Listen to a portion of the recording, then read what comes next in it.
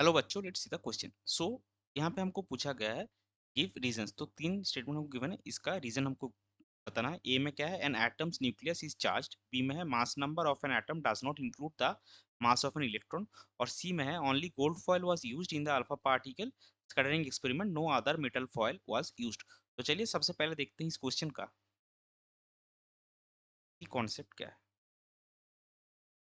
सो इस क्वेश्चन का जो कॉन्सेप्ट है, ये देखिए हमको पार्ट्स क्वेश्चन पूछे गए तो सारे क्वेश्चन क्या है, एटम के स्ट्रक्चर के रिलेटेड है। सो इस क्वेश्चन की कॉन्सेप्ट हम डालेंगे structure of an atom.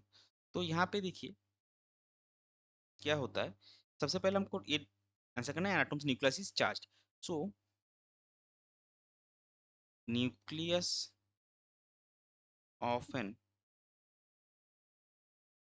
Atom contains neutrons and protons. New अभी इसमें न्यूट्रॉन्स जो है, neutrons are neutral particles, but protons are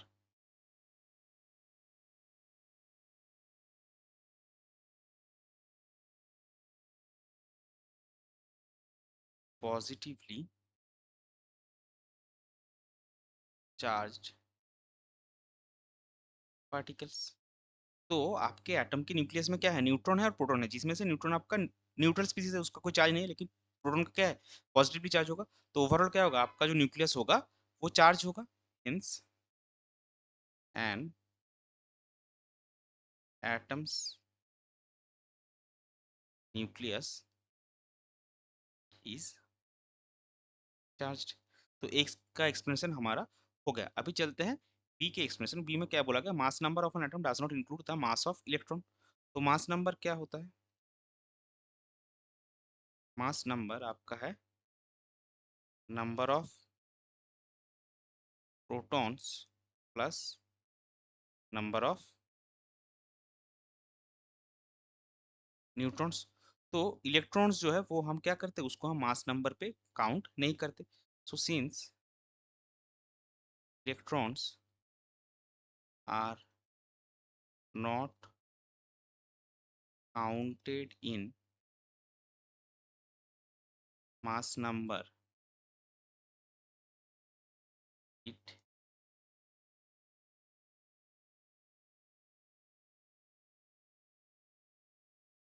since electrons are not counted in mass number does not include, or mass number of an atom does not include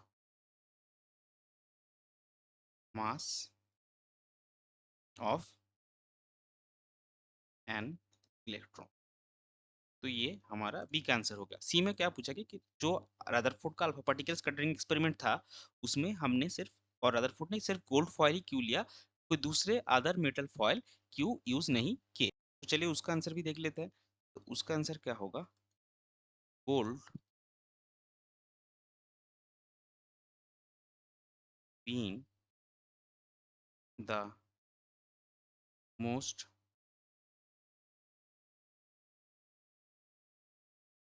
malleable element can be converted into very thin sheets. अभी malleable का मतलब क्या है, कोई भी metal element, metal को अगर हम मैलेबल बोलते हैं उसका मतलब उसको आप अगर पीट पीट के एक पतला शीट बनाएंगे तो वो मेटल कभी भी ब्रेक नहीं करेगा। अगर तो जितना मेलेबिलिटी ज्यादा होगा, यानी कि मेटल जितना ज्यादा मैलेबल होगा उसका आप उतना ही पतला शीट बना सकते हैं। तो गोल्ड जो मेटल है वो बहुत ज्यादा मैलेबल है, हाईएस्ट मोस्ट मैलेबल एलिमेंट या फिर मेटल है, तो उसका बहुत पतला शीट बना सकते हैं। लेकिन दूसरे मेटल के लिए ये पॉसिबल नहीं था, सिर्फ इसीलिए ही गोल्ड फॉयल ही हमने अल्फा पार्टिकल एक्सपेरिमेंट में रदरफोर्ड ने गोल्ड फॉयल चुना था, दूसरा मेटल फॉयल नहीं। Can be converted most malleable metal which is not possible for other metals,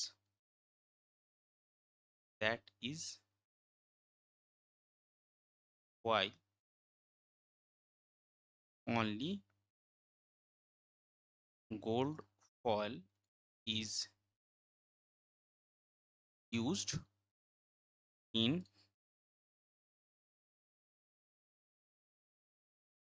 alpha particle scattering experiment। सिर्फ इसीलिए ही अल्फा पार्टिकल स्कैटरिंग एक्सपेरिमेंट में गोल्ड फॉयल यूज किया गया था, किसी और मेटल फॉयल नहीं। सो ये था आपका क्वेश्चन का correct final answer. I hope you understood it well. Best of luck. Thank you.